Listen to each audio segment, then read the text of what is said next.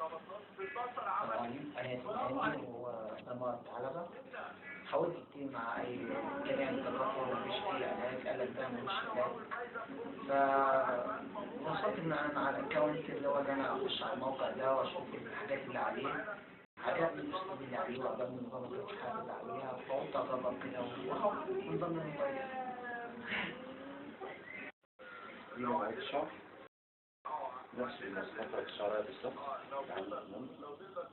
المساحة اللي عندي كل تصفيقها طريقة غير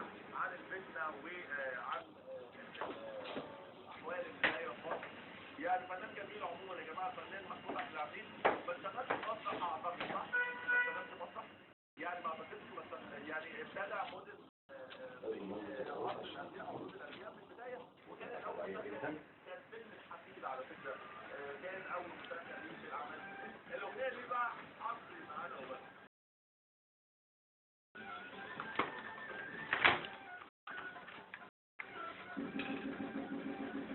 دي المادة بتاعت اليوتيوب. المادة التطبيقية ما بتجيبش أي تأثيرات سلبية خالص على الجسم. من خلالها تاخد الشعر بتاعك عادي خالص، تنزل بسين، تنزل بحر، تمارس حياتك بشكل طبيعي جدا.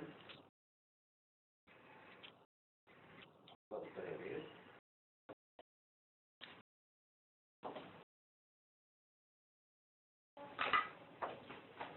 بعد كده تاخد سن الهواء بارد. بعد كده تطلع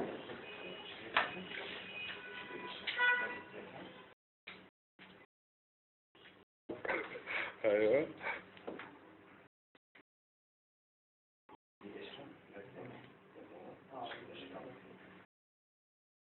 بين الاستخدام هو اللي كان عندي كبر هو اللي كان اه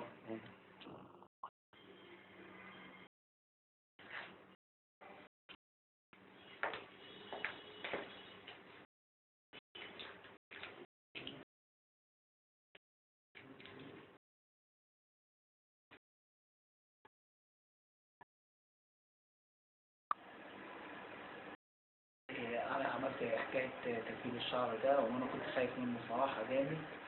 ليه قلت ده نظام عادي، شعر عادي بتكتب، إنما لقيت شعر طبيعي فعلا هو اللي عندي. وأنا بصيت لنفسي حتى ما عرفتش نفسي. إيه نفس الشعر اللي جالي هو أنا خدت وريت الصورة اللي أنا وديتها له، ودي نفس الصورة فعلا إن أنا شعر طبيعي فعلا تاني، ومفيش حاجة اسمها حاجة هوا طيارة على بركب الموتوسيكل.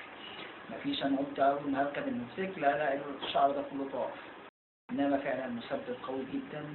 وأنا واحد من الناس كان لما كنت بتعالج الأول كان عندي نظام حساسية، فقلت المادة مع الحساسية اللي عندي هتبهدل الدنيا، إنما مادة آمنة جدا وقوية جدا. يعني بفضل أشد في شعري، بفضل أغسل شعري بشامبوهات وبعمل كل حاجة عادي، إنسان طبيعي عادي تاني خالص.